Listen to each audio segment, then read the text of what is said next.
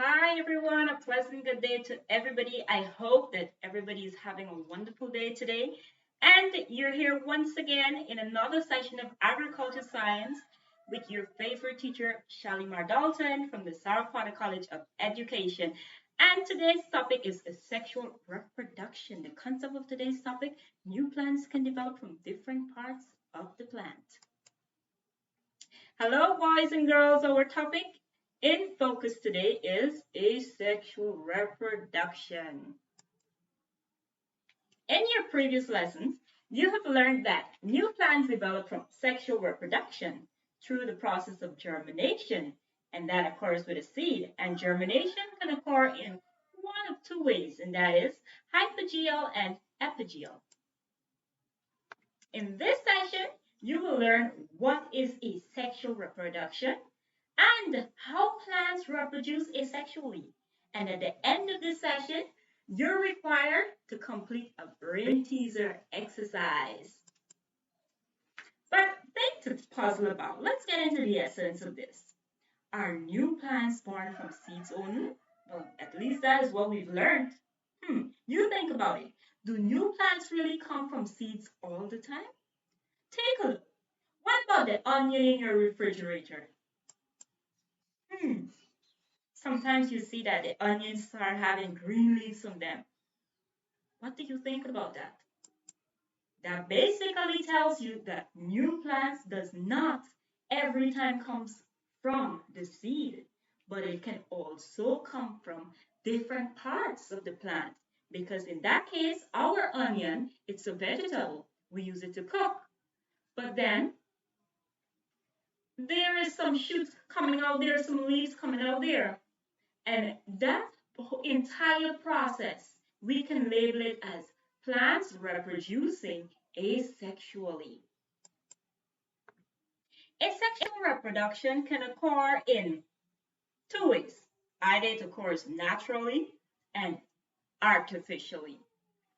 Natural vegetative reproduction happens when plants grow and they develop naturally without human intervening in their development, while the artificial way is where vegetative reproduction takes place when the man induces growth of a new plant. An important ability that is key to enabling natural vegetative reproduction in plants is the ability to plants to develop adventitious root, and that is root developing along the plants. Let's look at natural vegetative reproduction. Vegetative plants structures that arise from plant stems include, we have the first one, rhizome. I'm just going to have you take a look at what the rhizome is. Here I have a pot. Our rhizomes are modified stems that typically grow horizontally along the surface of or beneath the ground. And here I have a ginger. Ginger is a perfect example of the rhizome. It is, when ginger grows, it grows horizontally. There's this way. In the ground or just at the surface of the soil, you would find that ginger grows that way. Observe it carefully. It smells good, however. Okay. Our next one, we have the bulb. And the bulb are the round, swollen parts of a stem that are typically found underground. And that is like your onions and even your garlic. Let me get my garlic. Okay, so here I have one single clove of garlic, and it is already starting to mature. Just get a very close look at this. And this is all real. Wonderful. So here we have the young plant coming out, and we have our root already developed, our fibrous root here. Our next way of having plants reproduce naturally is This is tuber. And the tuber, they exist from potatoes. Here I have my potatoes. There's not much of a shoot on it, but I'm just going to try to get you guys to see the little ones as possible. But the potato, ensure, hope you guys can see some little white stuff coming out there. Good, so that is how potatoes mature. And if you've had your potato in your refrigerator for some time, you realize that it starts to develop these little root system or nodes on them, right? And tubers are vegetative organs that may develop from stems or roots. Our next way of plants reproducing vegetatively or naturally is through plantlets. And most of you are familiar with the leaf of life. Here, we have a leaf and new plants appearing on it. Isn't this wonderful? Looks like magic, right? Good. But plants can develop from different parts of the plants. And as long as it occurs naturally without us humans having to interfere with it, then it's called natural vegetative reproduction. And natural vegetative reproduction occurs in 4 basic ways: rhizomes, tubers, plantlets, and bulbs. And I've shown you them all. Rhizome, ginger, our bulb, garlic, and then we have our potato, tuber, and we have our leaflets, plantlets.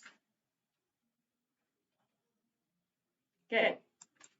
So let's look at our artificial vegetative reproduction. This is a type of plant reproduction that involves human intervention. From the term artificial, we can already suggest that this is occurring when plants are being made from humans, when humans are going to take place into developing a new plant. And the most common types of artificial vegetative reproductive techniques include layering. This method involves the bending of a plant branch or stem so that they touch the ground. The portion of branches or stem in contact with the ground are then covered with soil. But layering can occur in 2 ways, more than 1 way. Our first way here, we have no need instead of bending the branch of the plant into the ground, but instead we can prepare a branch on the tree of the plant. We prepare the branch, we remove the top layer of the bark from the stem, and we clean that area, we apply some hormone to it, and then we can apply a layer of soil along with coconut fiber. Then we cover it with a plastic and ensure to seal it tight. And after some time, roots develop. Therefore, we can clip that off and put that new plant that we've created into a pot to grow and develop and produce. Our next technique is the layering, where we bend the branch, put it down in the soil, and we just put some soil on top of that branch and pin it down there. And eventually, new plants develop just by doing that process. Next technique.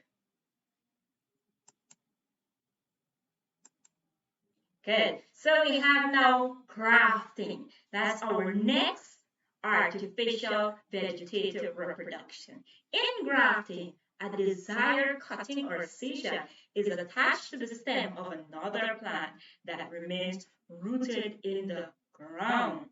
Grafting can be done by crossing 2 plants. Most of the times, grafting takes place in citrus plants. We can cross a pure lemon with an orange. And when we cross the two, we have passing brown orange or passing brown citrus orange. Okay? And that can be done by grafting, just removing the top of the plant and then inserting the other part of the plant, preparing that and inserting it into the plant. And as we bondage that up together, it grows and it attaches itself, and we have a total new plant. And that's done by human once again. Our next technique, tissue culture. Tissue culture. As soon as we think of tissue culture, we think of our laboratory. Now, tissue culturing takes place in the laboratory where scientists, agriculture scientists perform all kinds of work on plants to develop and improve a species, a variety of plants. This technique involves the culturing of plant cells that may be taken from different parts of a parent plant. And that cell can even come from the seed of the plant. But the mere thought of humans intervening to create a new plant, it is known as artificial reproduction. So here we have it.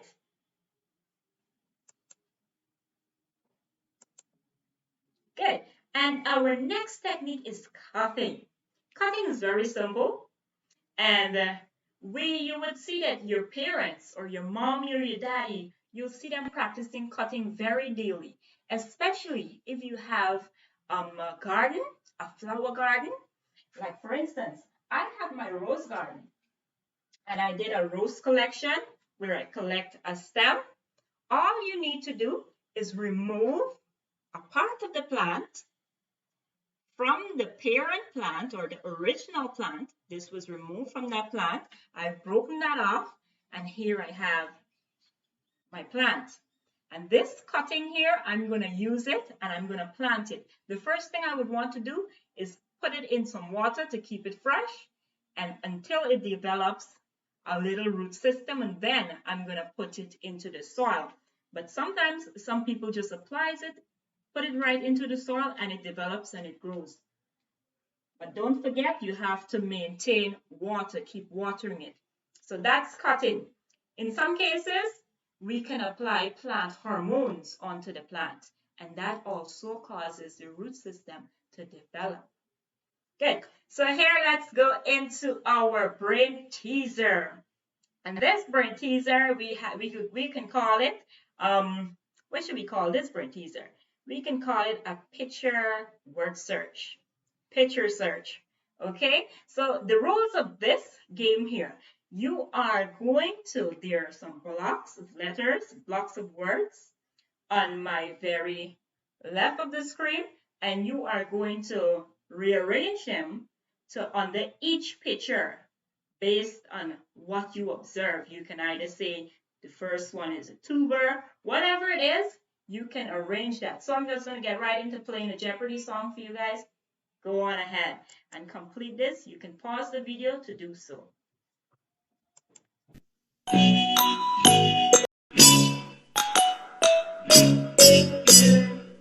Good, guys. So our first one is plantlets. And you should have remembered that from when I showed you the leaf of life. You have some little plants growing around. Our second one, anybody remember that one?